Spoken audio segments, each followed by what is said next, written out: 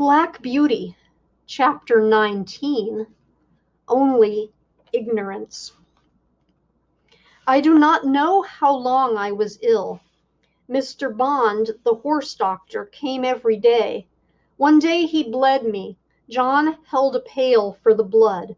I felt very faint after it and thought I should die, and I believe they all thought so too.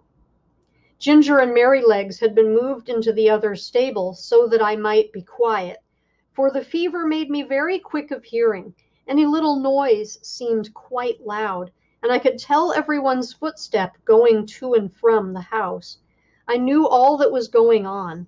One night John had to give me a draught. Thomas Green came in to help him.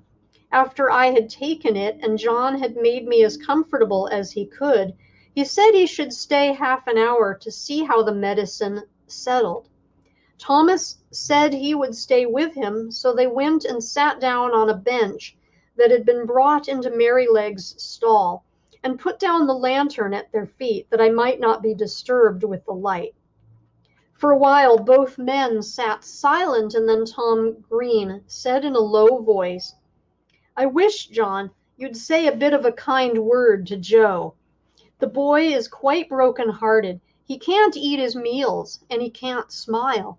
He says he knows it was all his fault, though he is sure he did the best he knew. And he says if Beauty dies, no one will ever speak to him again. It goes to my heart to hear him. I think you might give him just a word. He is not a bad boy." After a short pause, John said slowly, "You must not be too hard upon me, Tom. I know he meant no harm. I never said he did. I know he is not a bad boy, but you see I am sore myself. That horse is the pride of my heart, to say nothing of his being such a favorite with the master and mistress. And to think that his life may be flung away in this manner is more than I can bear. But if you think I am hard on the boy, I will try to give him a good word tomorrow. That is, I mean if Beauty is better." "Well, John, thank you. I knew you did not wish to be too hard, and I am glad you see it was only ignorance." John's voice almost startled me as he answered, "Only ignorance. Only ignorance. How can you talk about only ignorance? Don't you know that it is the worst thing in the world next to wickedness? And which does the most mischief, heaven only knows. If people can say, 'Oh, I did not know, I did not mean any harm,' they think it is all right.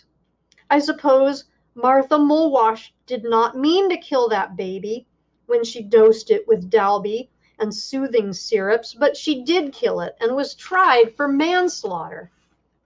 "And serve her right too," said Tom. "A woman should not undertake to nurse a tender little child without knowing what is good and what is bad for it." "Bill Starkey," continued John, "did not mean to frighten his brother into fits when he dressed up like a ghost and ran after him in the moonlight. But he did, and that bright, handsome little fellow that might have been the pride of any mother's heart is just no better than an idiot, and never will be if he lived to be 80 years old. You were a good deal cut up yourself, Tom, 2 weeks ago, when those young ladies left your hothouse door open, with a frosty east wind blowing right in. You said it killed a good many of your plants." "A good many," said Tom. "There was not one of the tender cuttings that was not nipped off. I shall have to strike all over again, and the worst of it is that I don't know where to go to get fresh ones. I was nearly mad when I came in and saw what was done." "And yet," said John, "I'm sure the young ladies did not mean it. It was only ignorance." I heard no more of this conversation, for the medicine did well and sent me to sleep, and in the morning I felt much better. But I often thought of John's words when I came to know more of the world.